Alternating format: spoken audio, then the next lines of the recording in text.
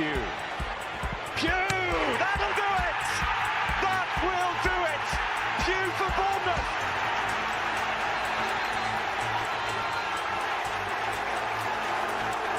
The roof of the gold sands is raised! Everyone here knows what that could mean to this football club.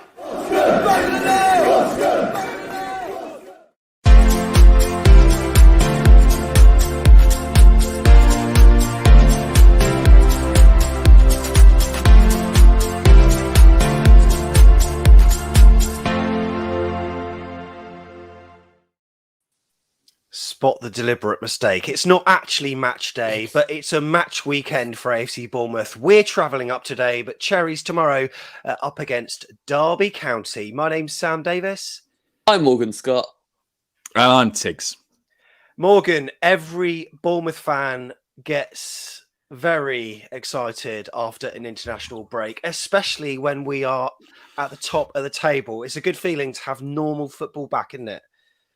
Yeah, I think absolutely. I think over the international break, obviously England played and they got some good results. But yeah, it's nice to have club football back in it. What it's all about. It's a nice little period between now and the new year, and it's an important time for AFC Bournemouth. And hopefully, we'll still be standing top at Christmas.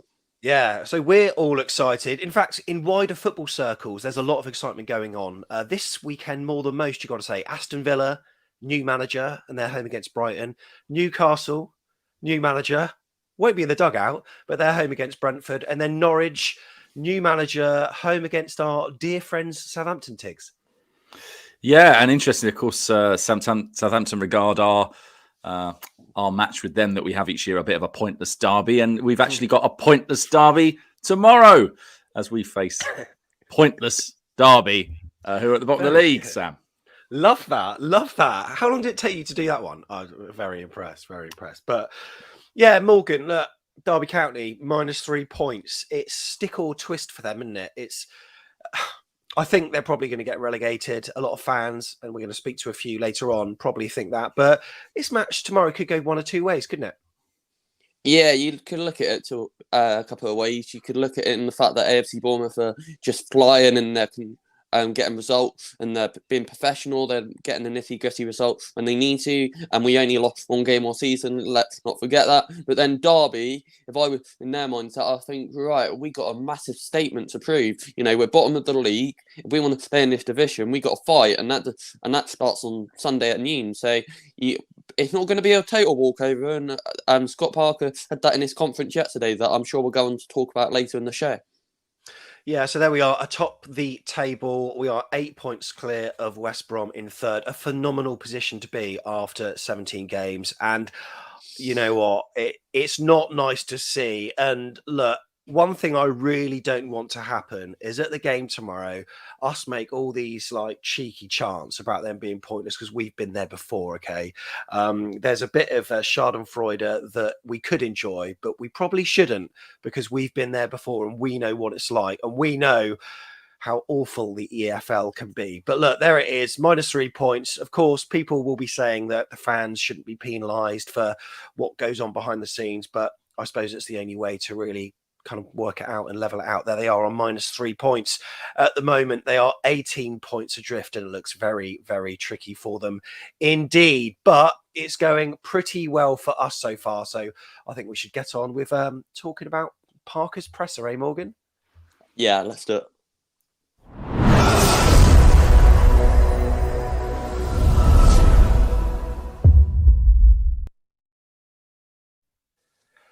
So Morgan, he did it yesterday. He usually does it a couple of days before, but it was actually yesterday. So what was the crux of what was happening yesterday? Because I'm really intrigued on some injury news as well. What's going on?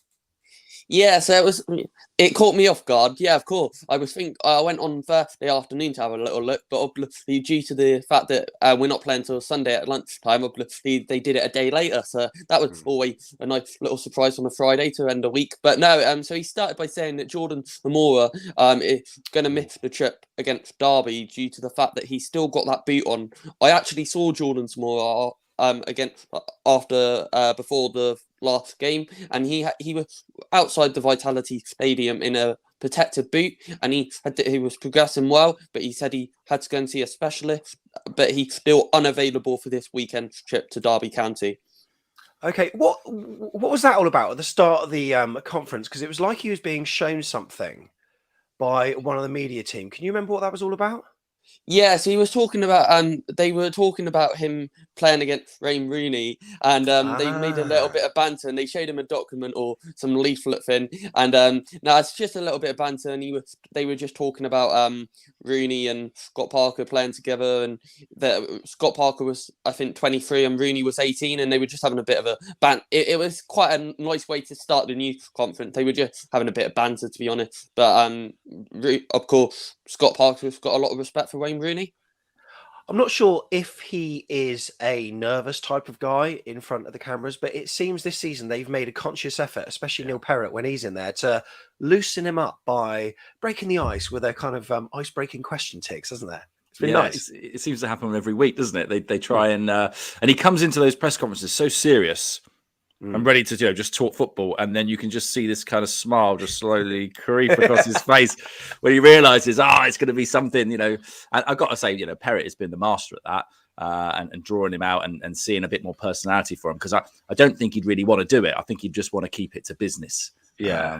It's really good. And do you know what's also really important? And I think year after year, since I've been a Bournemouth fan, majority of the managers that we've had, we've known quite a lot about before they've become a manager. I mean, a lot of them have been players. Whereas, although Parker has, definitely a reputation, we don't know him as well as other fans might know him who watched him play at Newcastle or Tottenham.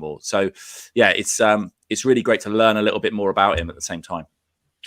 Should we see who is in live this morning? We're doing it this morning because, look, we were contemplating it, of doing it from our hotel tomorrow morning, but then we thought that's such a quick turnaround. No one will probably watch it. Everyone's going to be, on the road or having their fry-ups on a Sunday morning, or fry-up or continental breakfast combination, as our titles seem to suggest, Tiggs. So we thought we'd do it today instead. So it does say match day breakfast, but of course you can watch this on match day if you want. You don't have to watch it now, but we've got Chris Hubble here.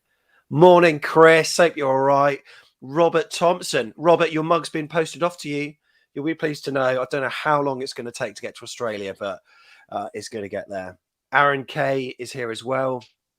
Carol Toller here. Good morning, guys. Liam Humby's here. Morning. Neil Whedon. Hopefully see you at the game later. Neil, I'm not sure if you're going to this one, but if you are, look to see you there. We've got Koa from Vietnam here. Glad to see you. John Sparks here as well. Heather. Ethan Burney's here. We've got a YouTube user. We've got Robbie Sargent. Looking forward to seeing you. I'll bring your mug as well, by the way, Robbie. I'll make sure I bring that. Rob Brennan here as well. Dan Short and many others. We'll pop your names at the bottom of the screen throughout the show. It's fair to say, Tiggs, we've had such a really good feeling after this first 17 games. And Christmas period is always going to be a little bit tricky with a few injuries maybe. Now, Morgan referenced Jay-Z, but there are a couple of others. I don't think Adam Smith's back for today, is he? No, I do not believe he is. And I believe there is another one as well, which I'll just do a little mime for everyone at home to see if they can work out who that is. Morgan, who's my impression of? Is it Jefferson Lerma? It's Jefferson Lerma. Got it in one. Hola. Yeah. Yes, he did indeed. And he looks like Batman, I think. Yeah, so just to go in, so Jefferson Lerma broke his nose against Swansea City. Parker alludes that Jeff is okay, but due to protecting of the nose to get it back straight, apparently, which makes total sense, he will play with a mask for the next few weeks. Obviously, I don't know if anyone saw, but on the international duty against Brazil and Paraguay, he did have a mask on as well. So that is why Jefferson Lerma has got a mask on, but he should be fit to play Derby County tomorrow at live on Sky Sports at 12 o'clock. When you said that, I was like, hang on a second, we got Ellen White signed for us all of a sudden. What's going on? But on the Lerma point, I heard he actually broke his own nose just because he's double hard and just wanted to show the Swansea players that he can't be intimidated. Just went, look, you just wonder how the other guy. Yeah. You just wonder how the other guy is, and hopefully he's not being hospitalised anymore after his nose bumped into him. Right, Robbie. hopefully he won't get a 6-match ban for breaking his own nose. You know what the about 6 months later. There's every chance that I'll be immensely hungover tomorrow, says Robbie. So if we can keep the noise down in the away, and that'd be appreciated. Look, Robbie, we're going to be out tonight as well, so we'll pop you a text to tell you where we're going to be. We've got a couple of tables booked, a couple of places. So yeah, be really good. J2O's only, Sam, tonight. Yeah, J2O's only. You absolutely know it. Steve Hensman saying me and you both, Robbie, as well. I was looking through some of the other notes from the press conference, but also just some generic chat. And of course, you mentioned Wayne Rooney and Scott Parker, that connection there. But also, there was a brief bit he mentioned on Dom Solanke, and I was checking in the Daily Echo as well. Not sure if you saw the article, Tiggs, but he's been reflecting on his time at AFC Bournemouth as well. And he believes that he's ready to be a Premier League striker. Do you agree with that? Well, yeah, I'm glad because I think that's what we thought we were getting when we bought him. And it's taken a little while to get to his peak of his powers. Who knows? Maybe there's more to come. But yeah, I got to agree. I mean, we talk about him so much because he's so pivotal to everything we do, and he does more than just score goals. That's like a little bit of his game. So yeah, he's really, really well developed as a player, and I think he's the one that I'd be worried about in January. He's the only one, and I've thought about it a lot. He's the only one I'd be worried about that if got nabbed by another club. But thankfully, he does such a unique role for us. Hopefully, I don't think anyone else would be looking at him just yet. Okay, so I think it's time for us to bring a few fans on to chat about what's happening. And look, at the bottom of the screen is a link, and also on YouTube, if you're watching on there, we've popped a link for you to get right into the room. And the first person to come on is Billy Day. Billy, how are you, sir? How are you doing? You all right? Very well, thank you. How are you feeling about the game tomorrow? Nearly said today. Bit of a pain in the backside getting there because tomorrow morning I'm leaving about 5 a.m. to catch a coach. So, and I tell you what, one thing I've got to point out is last night I was at the QPR Luton game with a friend, and the QPR fans were saying like bad things about Sky. I'm not going to swear, but they weren't happy. Let's put it that way. And I think that's something I want to point out is Sky being a pain in the backside with these things. You know, I feel. Look, we've got Middlesbrough away coming up. Anyone going to that, just give them free tickets. And now the coach tickets are free. Just send them all up there. You know what I mean? It's the Sky have been awful with what they've done. But yeah, no, I'm looking forward to Derby. New ground for me, so I'm just looking forward to it. It's quite annoying, Tiggs, isn't it, when you're trying to prep and you're looking at the fixture list ahead and you're looking at maybe hotels for a night out before or afterwards and. You know, and then they change it. I mean, this one for 12 o'clock, it wasn't too bad. I'm not too sure what the intention was for Derby. I think probably we'd have just gone up and down in the same day. So, you know, we have spent a bit more in a hotel, but we got, quite a cheap rate and we were quite lucky. But the closer you book towards the actual changed kickoff time, then you'll probably have problems. But in terms of that Borough one, I mean, it's marginally better when they came to us in the 14-15 season where it's the 12-15 kickoff and they came down to us and got hammered 3-0. So hoping that there's not a reverse scoreline, but it is horrible when you see that coaches are leaving at 1:15. It's not great, is it? Yeah, I mean, I don't think that Sky even consider where the football club is, where the football club's fans are, or anything. They don't take any of that into account. It's a pure money thing, isn't it? And you're trying to give it a bit of balance, and I do agree with you, Billy. But you know, it's a huge amount of money that these television companies are in for, and they pay their money, and they think they get the pick of whatever they want to do, move things around.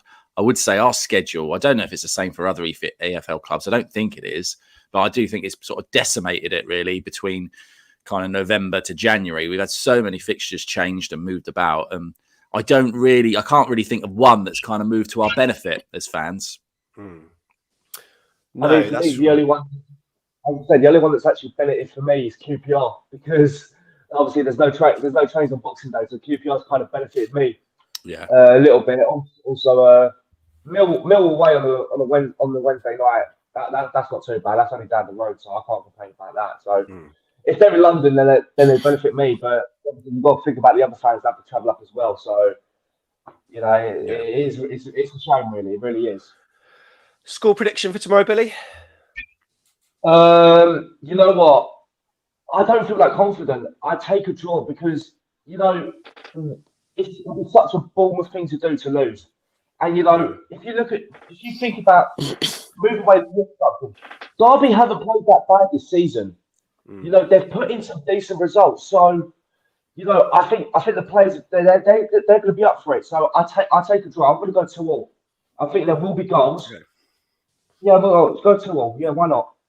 2-2. Brilliant, Billy. Thanks for coming on today. Really appreciate it. See you tomorrow. Cheers. All the best at the Cherries. Yeah, see you tomorrow. Looking forward to it. And it's 35 years, I think, Morgan.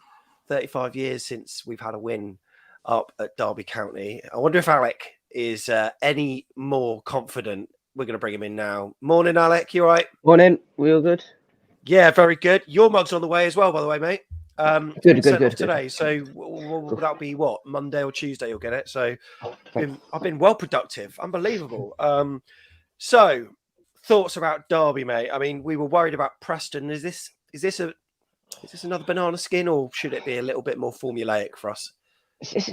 I think it might be a bit of a Preston. I mean, they're sort of, in a way, they're both physical teams. We're not.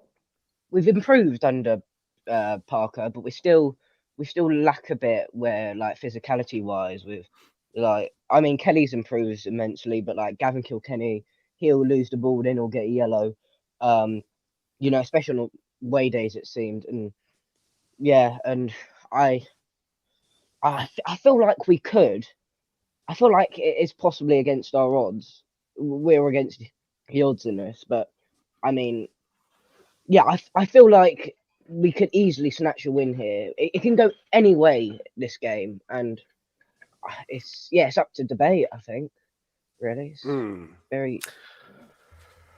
Morgan, what do you want to see tomorrow? I mean, you obviously, like, you want to see us absolutely hammer them, but the league table would dictate that we perhaps should be doing that. But we all know that it won't be that kind of game. I've just got a feeling that, after international break, it just might be another match where we just find a way to win, and it doesn't really matter how. I mean, we would all love a 4-0 whitewashing like we did against Swansea, but I don't know, I've got a funny feeling this one's going to be a little bit more like a game of chess. Yeah, I think you're right, Sam. I think it could go one or two ways. We could absolutely slaughter them, and it'd be worth every single mile that we're driving up today and tomorrow. Or it could be an absolutely nightmare where we only score maybe one goal, and it could be I reckon it might be a bit like Stoke. Remember, like, we were saying it like throughout the Stoke game, and you were like, "Oh, this is a waste of time," and then it's like Solanke scored, and then we were like, and then we got over that last 10-15 minutes at the end, and we managed to come away with 3 points. Yes, it was only 1-0. Yes, it wasn't the best Bournemouth game of all time, but we still got what we gave. We went up there for 3 points, and we came back with them. So it doesn't matter sometimes. But I can see it going one or two ways. But I can see us nicking just a couple, maybe 1 or 2 goals tomorrow. I don't think it's going to be as easy as people think. Yeah, Tiggs, you on board with that? Yeah, I mean, I just had a little flick through their previous results this season. Draw specialists would be a fair way to describe them. Yeah, 0-0s, 1-1s, not a lot of goals. So that tells us that, all right, they're not scoring many, but they keep them out well, to be fair. So we're going to have a game on our hands in terms of trying to get a goal against them. Also, a little tot up, and my maths might be wrong, but I think they would have, if they hadn't had the point deductions, they would have got 18 points by now, which would put them around about 18th, 19th in the league, which is, at the moment they've got 0 points. So that's tough, isn't it? I mean, we talk about minus 17. So that's essentially where they're starting from, isn't it? They've got 18 points that have been taken from them because of their administrative errors, let's just say. And now they've got to try and catch up. So they're really, really on the back foot, and we're almost halfway through the season. So yeah, it's a really tricky situation for them coming in against us with the other, newest points deduction against them. How they pick themselves up, I don't know, because time is running out. So how many points can you realistically get? Looking at the season's form before, they're not going to be able to buy anyone extra in January. No. So honestly, we should be piling on the misery today. And I without any disrespect to Derby fans, it's true. We should be. They shouldn't be able to get back anything from us today.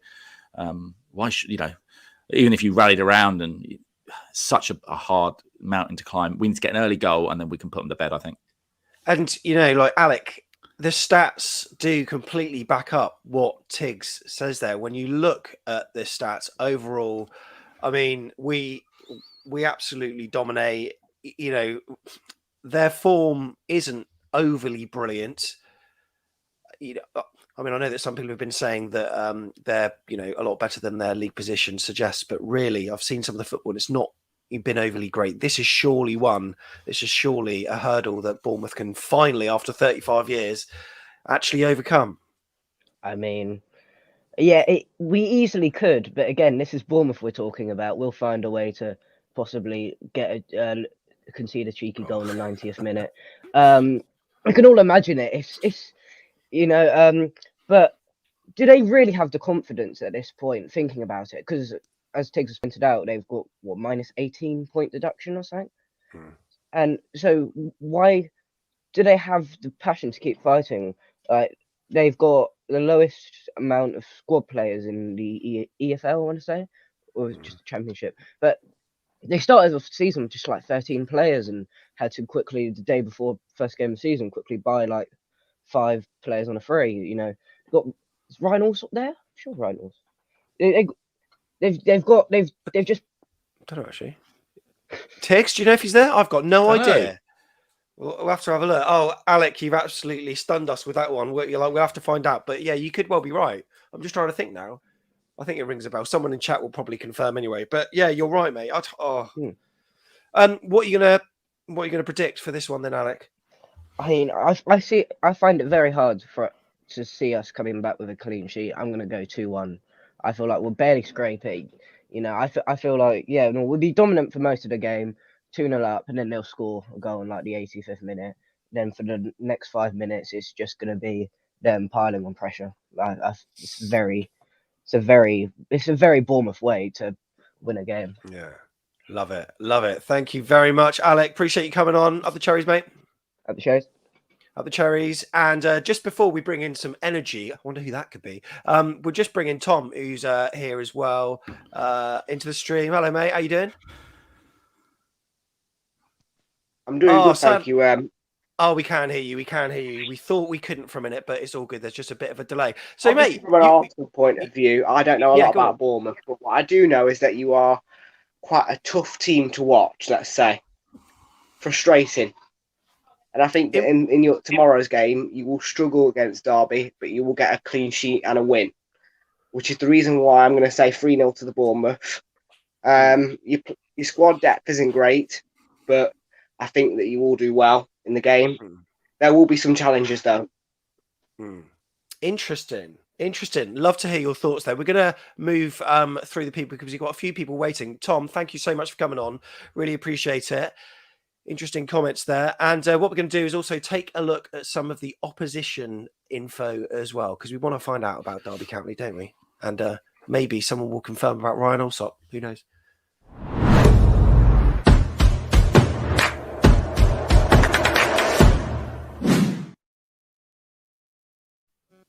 Now, before we get going, chatting about Derby and bringing in a certain Marky Masters, just a couple of minutes here from the guys from Not Another DCFC pod, a Derby County pod. And they, of course, have been talking about their hot topic that is the points deduction. And here are their brief thoughts about what's going on.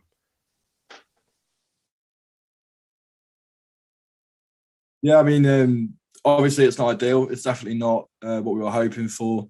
And, it's just one of those things. It's something the EFL have, clearly worked hard for to kind of make sure that we do get the worst possible punishment. And obviously, like I said, I think I said it before on Twitter that, yeah, obviously it's disappointing. We did think that the 12 points could have been halved. We thought the 9 points could have been put down to 3, which obviously would have given us a more realistic chance of staying up, especially if we were able to add to the squad in January. Yeah. As it stands, I think it puts us on minus 3. I think minus 3, yeah. Something like 18 points away from safety, which again isn't impossible, but it isn't realistic really with the squad that we do have at the moment. So it looks like, unfortunately, League One probably is our destination for next season. Yeah. But, I mean, it happens to the best of clubs, doesn't it? So realistically, no one's safe from this sort of action, and that's the state of the Championship right now, or the state of the EFL, really. Yeah, I think it's one of those things, isn't it? And I think you summed it up quite well there. We've got to accept it. I think that's going to be one of the hardest parts, is that obviously throughout my lifetime, throughout your lifetime, throughout a lot of people's lifetimes. I mean, the last time, I can't remember the last time we were in the third division. Was it the 80s? I don't think we've been there since the 80s. I was going to say, I've not been alive. And wow. Yeah, so, there's a lot of people that have never seen Derby in the third tier. So it's a bit of a culture shock for everyone. There's a number of clubs in League One that probably feel the same as we do, that we're kind of in the wrong league, or that we deserve more. But unfortunately, we were completely mismanaged, weren't we, by a certain someone, and we've got to pay for that as fans. But we'll be fine. We'll still be there as supporters. It'll still be good football. It'll be interesting to watch, and it's a new experience at the end of the day, isn't it?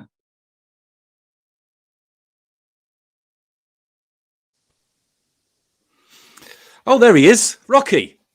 We got a confirmation on our chat here. He's third choice there at the moment, so we probably won't see him.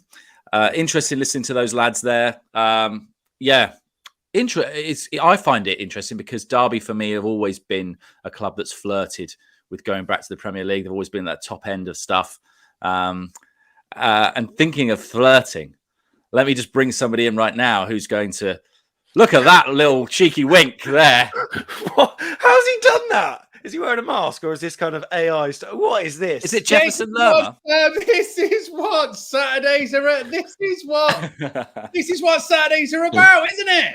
This is the production value that Back of the Net brings on a Saturday morning, as well as Derby fans and no squad depth. I don't know how to do that. I need to find that out. God, magic. How are you, Marky? Yeah, I'm good. You all right, chaps? You all keeping well? We all Morgan, Tig, Sam, we all good today? Beautiful, mate. Beautiful. You look fantastic, by the way. What did you have for breakfast? Bless you. Thank you for asking, Tiggs. And your moustache is looking nice. Is that still keeping it into December? Probably, yeah. Keep it going, my friend. Thanks, bud. Basic breakfast today. Poached eggs on toast. Nice. Can I just also say, it was a nice start to the morning, because we also woke up, everyone, on Saturday the 20th of November. We now live in a world where the richest club in the world is managed by Jason Tindall. Who would have thought? Yeah. Oh, so unfortunate. I bet Jason Tindall didn't. Yeah. yeah. So unfortunate for Eddie, though, isn't it? We won't talk about it for too long. This is a Bournemouth channel, but we've got to just tip a hat, Morgan, getting COVID on your debut in front of 52,000 fans. Frustrating, eh?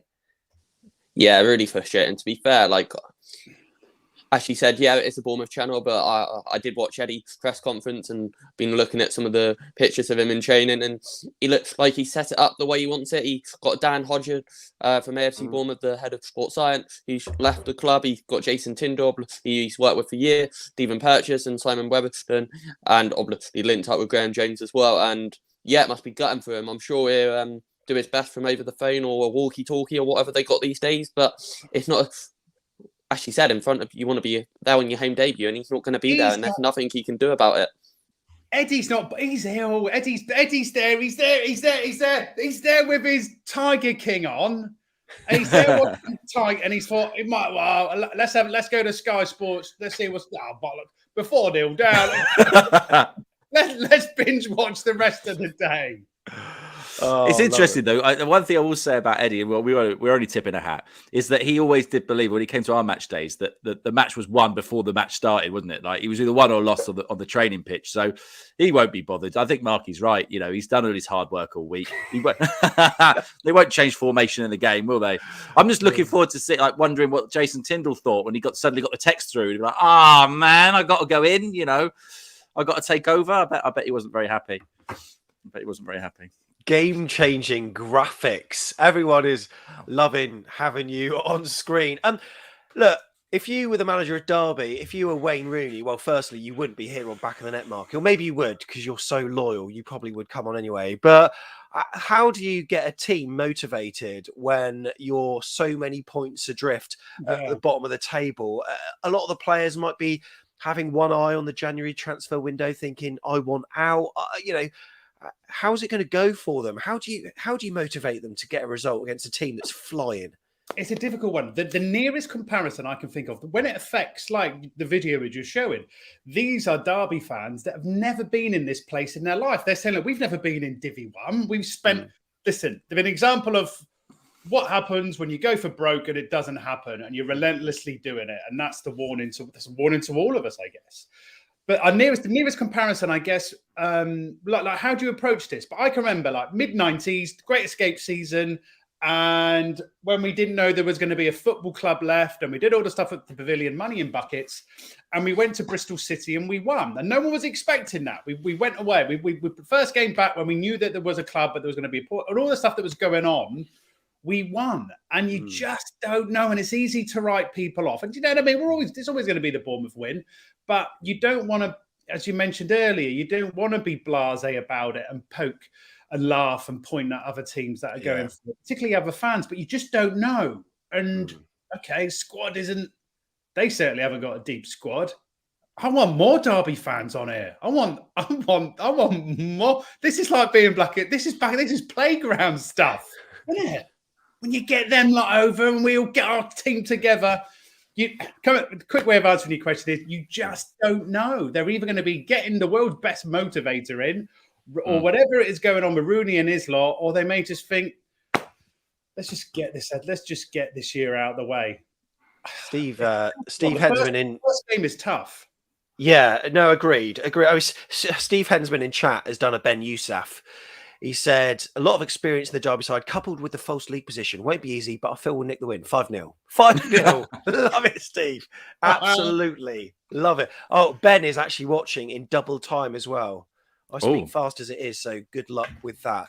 Morgan, do you know much about the Derby side? Any players to watch?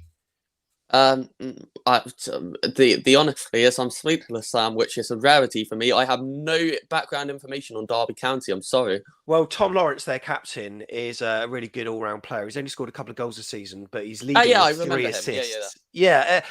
He's also being linked with some moves in January. One of the clubs that's interested is allegedly AFC Bournemouth as well. But I swear that we've probably got a number of players that would play above him at the moment, but certainly would add more squad depth. But yeah, that's Tom Lawrence that's very, very highly tipped. In terms of team news, by the way, Nathan Byrne, who once AFC Bournemouth actually had on loan, he's at Derby. He's going to miss the game as he received his second yellow card in the last game against Millwall, and was sent off as well. So it's going to be a tricky match. I think we'll get through to the prediction soon. But Marky, I can't let you go without giving your prediction, hey? That is the big question. That is today's question. Pooh! Right, everyone. So I went. So we went. We went in time. Yeah. Do you ready for the score, boys and girls? Yeah. Watching? Go on, what happened? We did it 3-0, mate. We did it. Did it. Yes. I need to work. Whatever webcam you've got, I want that because I can't do that. I'd love to do that. Oh, is it a webcam? I thought he had like little bits of card with the faces drawn on and stuff, little puppets. This is all for back of the net. This is all for the back of the net experience. Come on, that's what we say. Bring on the Derby fans. Show us what you can do with the magic. Love it. Marky, thanks very much for coming on. Have a good weekend. Everyone. See you soon. Bye. Up the Cherries. Love it. Good and night. We'll get him on some point to talk about how to do decent poached eggs as well. So I always manage to balls it up. I'm all right, but not too great. Aaron and John are standing by, but before that, Morgan, should we get on this fella? Hey! His hair is smooth. He's got a big smile, and he is loving life this Saturday morning. How are you, James? You all right? Yeah. Good, my friend. Are Bournemouth going to win tomorrow against Derby County? Yeah. Yeah. Excellent. He's telling me to have a look in chat to see. Will you be watching it live? Will you be watching it on TV? Oh, you won't be. Well, hopefully you'll be able to hear it on the radio. If not, we'll have a video that comes out at full time so you can see fans' reactions. Tigsy in chat, what score's he gone for? He's gone for... Drum roll, please. Ooh. What's he gone for? 2-1 at the Cherries. James, we'll take that, mate. James. We'll absolutely take that. 2-1. Who's going to score for Bournemouth? Who's going to score? He's going to tell us now. This is what I like. This is the exciting bit. I've got a feeling that he's going to put 2 players up. Oh, Mepham. Ooh. Interesting. Like it. You always say Mepham. He played for Wales. Whether we'll be playing tomorrow, not too sure. Kelly and Cahill got a very good defensive solidity at the moment. But you know what? We'll take that. And I'm sure that you probably think Solanke with the other because he's a goal machine at the moment. James, thanks for coming on, buddy. Really appreciate it. Up the Cherries. Superb stuff. I think we'll get some predictions in soon. Oh, I've re-added him. Let's bring in Aaron Kay. Morning, Aaron. Are you right? Morning. Yes, yeah. I'm still smiling from Marky's appearance, and also can you do the same. I can't copy Marky. I'm afraid I can't. No. But I'm also laughing at the Grange Hill style sausage next to Morgan's left shoulder. Yeah. Wow. It is, isn't it? I forgot about that. Like, yeah, and like Tiggs has got the croissant. Perhaps we'll organise some baked beans on your side, and yeah, I don't know. We'll do something for the next one just for you. How are you feeling about tomorrow? How are you feeling about it? Yeah, I'm confident. I think we've all touched on, and other people before me have said, in previous seasons, it's typical Bournemouth to go there and probably not win. But this is a different team this season. I've said it, before. I was worried before the Swansea game, but they gave me no problems at all bouncing back after Preston. So yeah, I'm confident. It won't be easy, as we've said. I think they've got Curtis Davis and Jagielka at the back, so a lot of experience. And as you've said, they haven't lost many games. But even without their points deduction, which obviously psychologically plays a part, they would still be in the lower reaches of the table. So yeah, I'm confident we're going to win tomorrow. Yeah, it's good to see some confidence there. We're going to be talking about pubs and predictions in a minute, but also a bit of travel information. Like he's the man in the flying eye, Robbie, who's noted that there are some road closures, which we'll go over later. There are some alternative routes as well there. Yeah, it is going to be a very tricky game, isn't it, Morgan? What are you wanting to see tomorrow, Morgan? And, like in terms of the team news, you sort of touched on it. Is this sort of, a repeat of the team that we put out against Swansea, do you think? Like players like Leif Davis surely going to be in?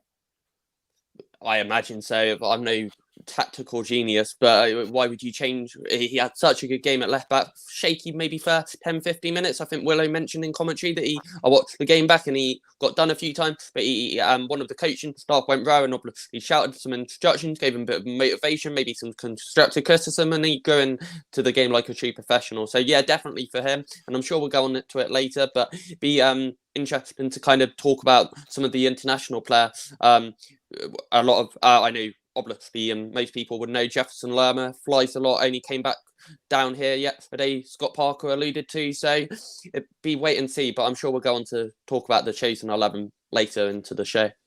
Yeah, we will do. Right, we're going to move through because what's the time? We're leaving at about 12, are we, Morgan? So I've got to get my bits together. Well, you've got to be here in about an hour and 20 minutes. Yeah, I haven't got anything packed. No, not have I. So our organisation is diabolical. Oh my god! Are we going out tonight? I've got to get I've got to get my flares out the cupboard, Tiggs. It's going to be all sorts of debauchery. What's your prediction then, Aaron, for this one? I'm going to go for 3-1. I think they will score. I think they'll be. It's a tricky one because they will be galvanised somewhat by their further points deduction, and I think certainly for the next few games they're going to be going hell for leather to try and claw some of that back. And if they're kind of they're 18 points off now, if by Christmas they can get even 12 or 10 points or even under 10 points into single figures, they'll feel after Christmas or second half of the season they have got a shout. It's going to take some incredible form. But I think probably playing them now, some people say it's a good time to play them because their heads are going to be right down, but others would say it's probably the worst time to play them because they're going to give it a big go. I mean, towards the end of the season, I think they'll be, if they are gone, there'll be a 3 points for anybody. They'll be trying things out for next season. So it could be tricky, but I think Scott's going to get them organised and we're going to know what's coming. And as I said, we should have too much for them. So I think we'll score. We've always got goals in us. 3-1 for me. No clean sheet tomorrow, but it won't matter. 3-1. Like it. Superb. Aaron, thanks for coming on. Really appreciate it. Pleasure, guys. See you soon. Yeah, see you soon. Up the Cherries. Morgan, do you want to maybe go through a few predictions, what people are saying? Yeah, I could do a few and then maybe take to do some as well, shout up a bit. Let's do it. Fantastic.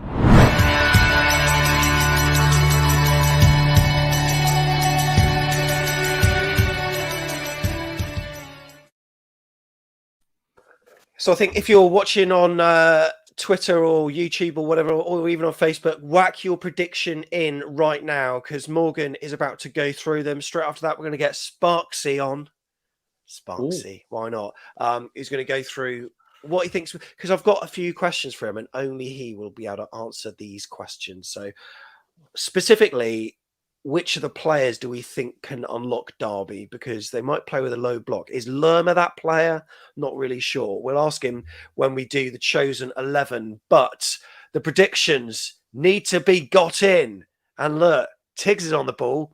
Get you predictions in. Get your predictions in. Get your predictions in. Right.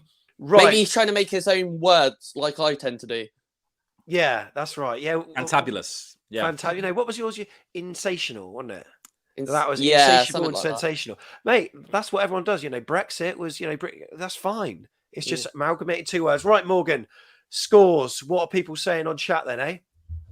Well, talking of John Spark, he's here with a 3-0 straight away. I'm guessing that should say 0-3 to the Cherries, but we'll go with that. 3-0. Dom says up the Cherries. Brace and Ryan Christie. Yeah, it'd be good to see him get on the boyo. 3-0 to the Chess. Whoa. Pete has 5-0 to the mighty Chess. People starting confident. 0-1, 75th minute. Yeah, I would take that, wouldn't you, Sam? Yeah, that's not too bad. And loving the accuracy of is that as well. No, that's brilliant. Scott's here and he says 3-0 to AFC Bournemouth. I like that as well. Cameron has a 1-0 away win. Michelle says 3-1 to the Cherries. Hang on, so like everyone's really pessimistic in chat, yet when you ask them for their predictions, Tiggs, everyone's absolutely loving it, including Paul Spicer, eh? Yeah, look at that. He's gone for a 3-1 as well for the Cherries. We've got Dan Short. He thinks it's going to be 1-0. Again, very specific. 51st minute. I might put me 50p on that, Dan. Thank you. And then Davey's coming in. Austrian. Fantastic, Davey. And he's gone for a 2-1 to the Cherries as well with a lovely thumbs up. Dawn thinks it's going to be 3-1 to the Cherries, up the Cherries all departments. And Heather, 3-0, maybe double it. Hey, Heather, I like that. Then you've got D Green. She's going to go with a 2-0 for the Bournemouth. I suppose. And I suppose, Tiggs, I need to know yours. I need to know yours as well. Do you know I'm going to go with the 2-0. I am going to go with the 2-0. They've got some tasty players. I think the midfield's going to be really interesting. There are going to be cards, and I'm not talking about Christmas cards, ladies and gentlemen, because it's not quite December. But they've got Graham Shinney in there, who is their resident Ben Pearson, stroke Jefferson Lerma. So I think. I mean, we'll get to predictions in a minute, but I think we might change who we play in our midfield for this game. Okay, interesting. Morgan, what's your prediction? I'm going to go 1-0.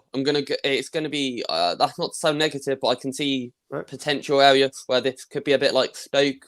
So I hope it's not like a Peterborough or Hull or whatever where we get a scrappy 0-0. So I'm going to go 1-0. But I reckon we'll control the game and our possession will be outstanding. So yeah, 1-0. Carol's going for 2-0. Kirk's also going for 2-0. That means, what does that mean? 2-0. I think he's referring to someone else's 2-0, possibly mine or Carol's. In that, if it's 2-0, we'll probably concede because we'll try. Okay, I was going to say 2-0 doesn't mean we'll concede. Yeah, sorry, it blew my mind there. And also, who else we got? Chris Hubble going for a 3-1 as well. A lot of people have been asking about pubs. Difficult. Derby is a place that is kind of very similar to Reading, Stoke. Not many options. There is a Harvester relatively near the ground, and that's where a lot of people are going to be choosing to drink at. I'll be able to go down to the Cooper Dean if we wanted to do that, couldn't we? Yes, exactly. I mean, there is There is a Harvester nearby, but elsewhere you've got a pub that's called the Alexandra Hotel. You got also the Tap and also a couple of others south of Stadium, the Navigation Inn as well. But most people, I've got to say, start in the town centre. So if you're getting off on the train, there's loads of pubs there. That's probably what we're going to do. However, if you want to go nearest the stadium, there is a Harvester as well to drink at. We'll confirm on our Twitter if you want to follow us. It's at AFCB Podcast, and we'll do a little bit more research and find out where a few more people are going before the game. Really looking forward to it. So I suppose we better go through the team, eh, Morgan? Put the 11 on and we'll go through it.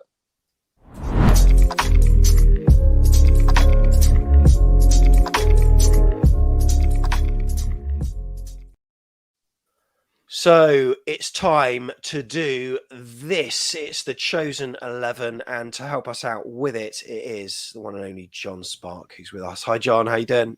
Yeah, I'm good. Thank you. How you doing? Yeah, very good. What's your overall thoughts about the season so far? Of course, on Cherries Red Army, I saw most of the video you did the other day, but for anyone that hasn't seen it, so, sum up that. I think you did it in 5 words, didn't you? How did you sum up the season? It was something like how the bloody hell that happened, or something like that. It's more just sort of like summing up, trying to look at sort of how surprising it is as to how well we've done, because there's no Bournemouth fan.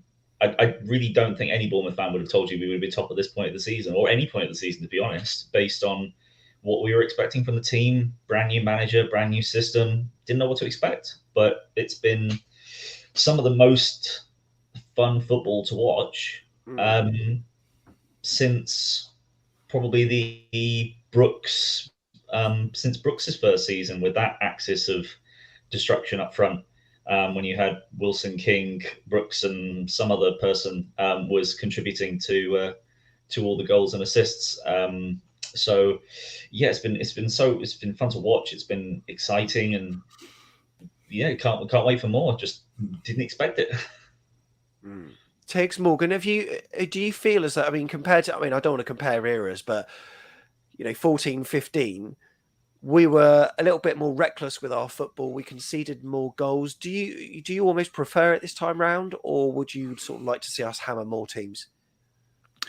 From my point of view, I suppose that season was kind of unexpected, based on the season before. Whereas this time, although we've done incredibly well, I still always expect us to be at the top end of the table. So us to finish, if we finish in the promotion spots, won't be a massive surprise to me. Whereas I think that season it was. So it's a completely different feeling.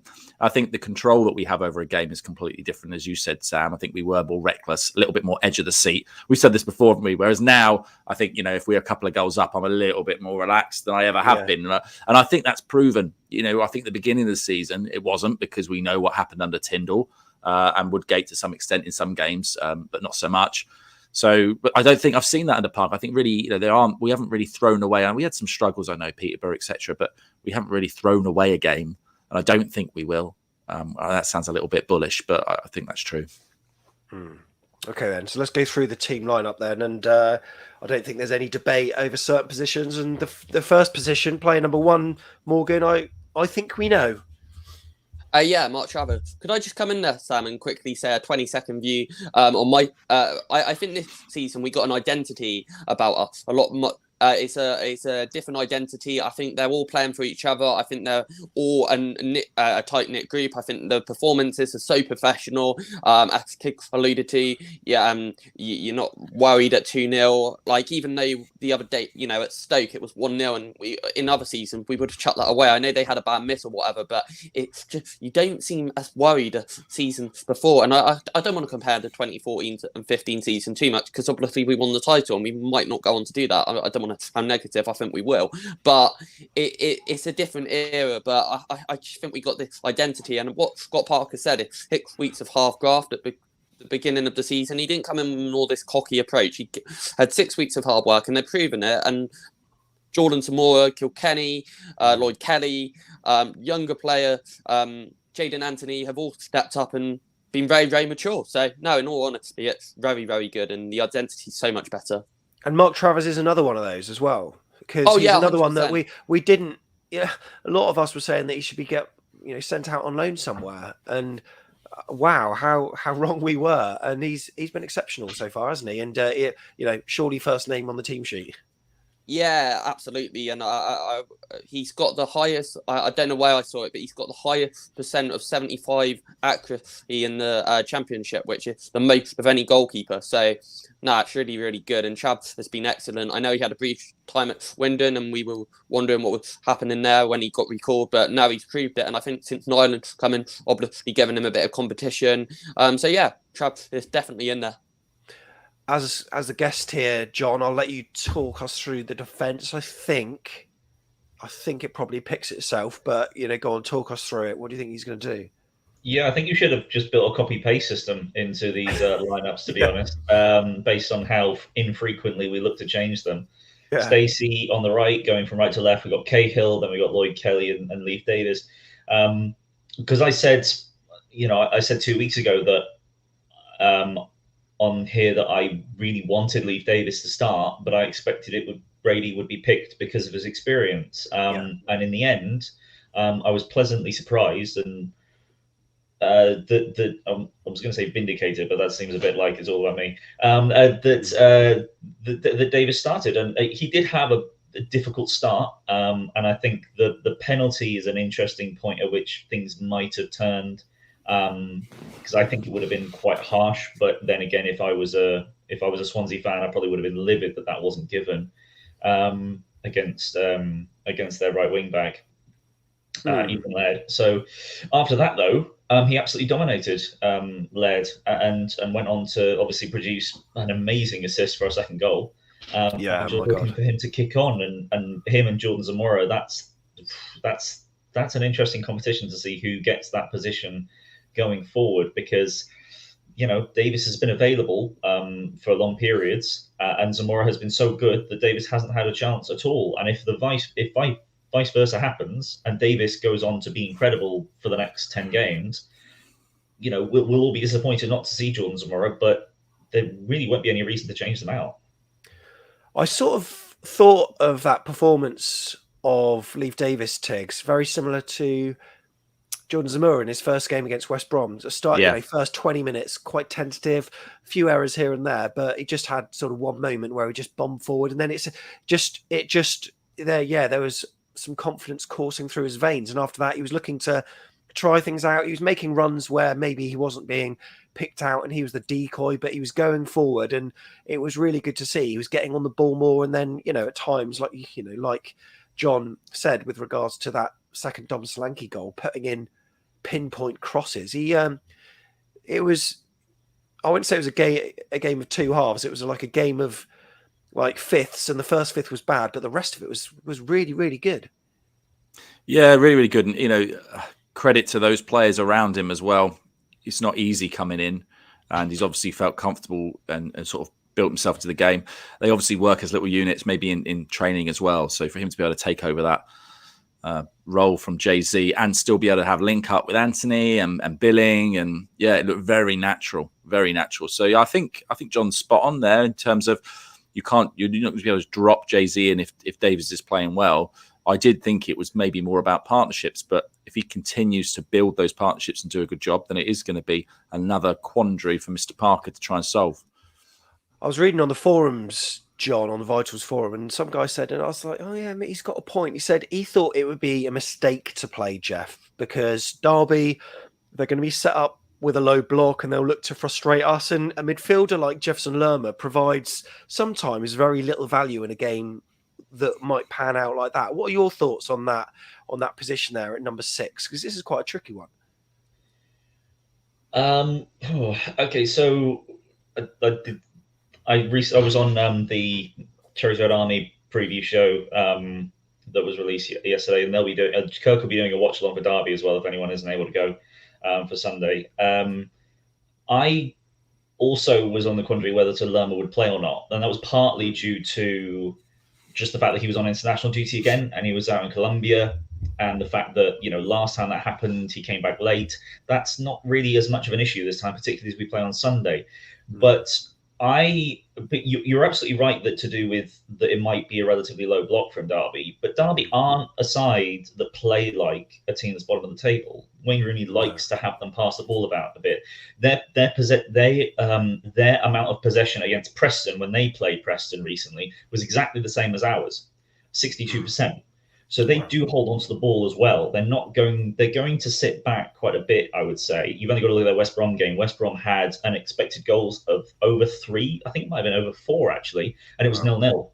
They got a little bit lucky, but they also had a keeper that was in great form in Roos.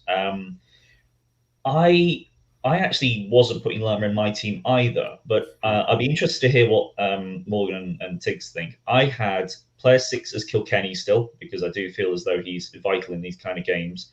Player 7 would still be Billing, obviously. And player 8, I think, is the only person that can play Jefferson Lerma's role in this team is Lewis Cook.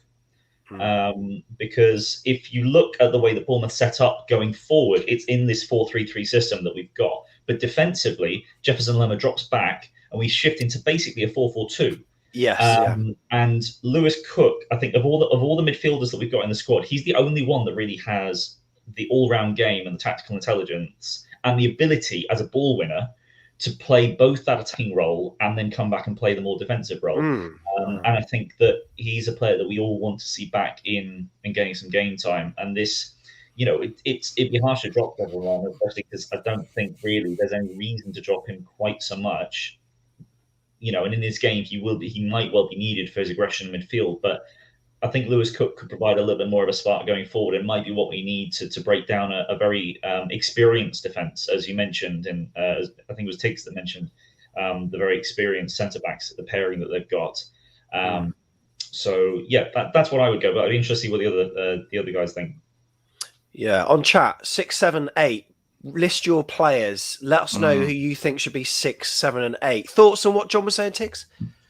Yeah, it's really not easy. I can't argue with any of what John said there. I think his thoughts there are pretty well laid out and make sense to me. It wasn't what I was going to go with, but it's so hard to predict what sort of game this is going to be. For me, I think it's going to be a bit of a battle. I think it's going to be a tasty one, and so I would probably have Pearson, who's probably played against this Derby team more than times we have. I'd probably stick with Pearson. I'd probably have Lerma back in the 8 just because I love him, and I just think he looks cool in a mask. And 7, Billing for me, but it is really, really hard. I think we're all in agreement though, but Billing will be 7, right? I think there's no sort of worry about that. There are some people that have been saying, Christie should maybe be brought inside. I'm just waiting for these chat comments to filter through with regards to what people are saying. Put 6 player, 7 player, and then 8 player. Tommy Evans Poodle says he thinks that Lerma will start with Billing and Cook. Really interesting. Harks back to some sort of Premier League a midfield. That does. Lewis Cook, Lerma and Pearson. Morgan, what are your thoughts? My personal views, as we say, it's really hard to pick. I would go Billing. Obviously, that's a no-brainer. I would go Allen, aka Pearson, and I would go. I know Lerma's been on international duty, but because he's had an extra day back in the UK, and Scott Parker said yesterday he's been on the grass and stuff, I would start Lerma. I know he's just played 90 minutes for Colombia, but for me, Lerma has to be in there. He brings a lot of fight into the midfield and a lot of energy, and I just think they're going to be up for it. So we might need the aggression. All right, and John, I'm going to leave it to you then. We know it's Billing, so who are you picking for player 6 and player 8? I'll go with the majority. It's really difficult to pick, and it's difficult enough to pick between Pearson, Kilkenny, and number 6, let alone having options at number 8 as well. Most people are certainly putting Lerma in there, and I would have no issues with that at all. And then the interesting thing I see through the chat, it looks like there's more Pearsons than there are Kilkennys. So that would put Pearson at 6, and it would put Lerma at 8. Go on. The only reason I reckon Pearson might just take it ahead of Kilkenny, sorry. Kilkenny completed 90 minutes a couple of days ago for Ireland 21. So that might be Pearson's obviously going to be fresh. I know, Gav, these are footballers, so they are got maintained fitness level. But for me, Pearson obviously had a bit of extra time. In Kilkenny, sometimes games are suited better for him and some games are suited better for Pearson. So I think Pearson deserves this one. And we don't know what kind of week the players have had either in terms of training. No. Did I read a thing that Scott Parker took a little holiday since the end of the Swansea game? So I don't even know what kind of work they've been doing, what they've been working with, whether the players out on international duty, go slot straight back into it. So if they are, then we're going to assume that everything's going to be pretty much as it was before. The pattern of play, etc., which wouldn't be a surprise because it's doing so well. Just for Ethan, who's watching, we're going to call him Alan from The Hangover. There you go. Right. Elsewhere, Tiggs, do you want to talk us through these two here? I think we know. I'm going to stick with Christie on me 10 there. Yeah. I can type. And then on the 9, Jayden Anthony would be my. Oh mate, I'm having a right anything. Right yeah, there we go, Jayden Anthony. And then look, let's not beat about the bush. So this is our side that we think could be going onto the field tomorrow at Pride Park. There we go. What do you think about that? Let us know in the comments if you're watching on replay. And let us know of your chosen 11, but that is what we are going for there. John, then, what's your prediction for it? I put it in the chat already. It was 3-0. There's a lot of people that seem to think that Derby will score a goal. I think that's just natural pessimism because there's really almost nothing that should tell you that Bournemouth will concede in this game. We've conceded 1 goal away from home all season. And that was the first goal of our entire away campaign against Nottingham Forest. So we've gone, what was it? We've gone over 10 hours without conceding away from home. Yeah. And Derby aren't prolific goal scorers at all. You mentioned Tom Lawrence is probably the most prolific player in terms of the players they've got available as attackers, but he's not much of a creator. He's more of someone who puts in the back of the net. Ravel Morrison is a little bit more creative, but you never know what you're going to get out of him. And then, they're unfortunately a team that's probably going to be very low on confidence. And you really don't know how it's going to come, how they're going to play at all in terms of what the recent decision is going to affect them. Are they going to try and galvanise themselves to just give the best showing they can, or are they going to put in a legitimate effort to try and stay up? Because it's quite easy to give up at this point in terms of realistically what chance have they got of being in the Championship next season. But we'll see. I think the defense is good, and they've shown, there was a period where it was us and them that had the best defenses in the league, but that's dropped off recently when they haven't won in 7 games. So it'd be interesting, and hopefully we'll break the hoodoo. I don't know whether you've gone into our match history with Derby County of how poor our record is against them. Maybe this has been a season of record breakers, so maybe we'll break this one as well. Fingers crossed. I'll take a 3-0. John, thanks very much for coming on. Really appreciate it. No problem. Thanks for having me. Have the Cherries. That's John Spark there. And it's been superb to have so many people in on chat as well. If you're going to the game tomorrow, make sure you sing loud and sing proud in memory of Nonny. We're going to try to be as loud as we can for the rest of the season to get the team over the line, and what a fitting tribute that would be. Come on, lads. We can do it. Well, let's raise that decibel level. Also, another thing that we just need to point out, I had a few DMs from someone that attends a lot of AFC Bournemouth matches. They're in a wheelchair. This was her view at Reading. Wasn't particularly good. And she says that was people who they know have booked no standing seats, because there are specifically no standing seats. And it would have said that on the tickets at Reading. Yet this was her view for that. So just be mindful of the people around you at the game tomorrow, because look, we all want to be able to watch the game. And she's someone that wanted to be able to watch the game as well. She caught glimpses of it, but just be wary as well. Okay, so that's just something that we thought we'd point out. Tiggs, Loving your work today. Loving it. Thanks for having me on, Sam. It's been enjoyable as always. I'm feeling all hyped up and ready now for the game. And Morgan, got to survive a 4-hour car journey with you in a bit. Or maybe you've got to survive with me. I'm not too sure which way round it should be. I'll have the camera in your face at multiple times, I'm absolutely certain. But you looking forward to it? Yeah, absolutely. Yeah.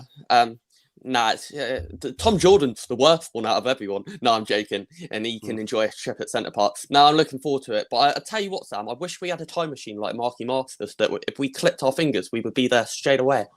Yeah, that would have been good. That would be good. But alas, we will be. Next video on the channel will be a reaction video, and that'll be soon after full time as we can get it.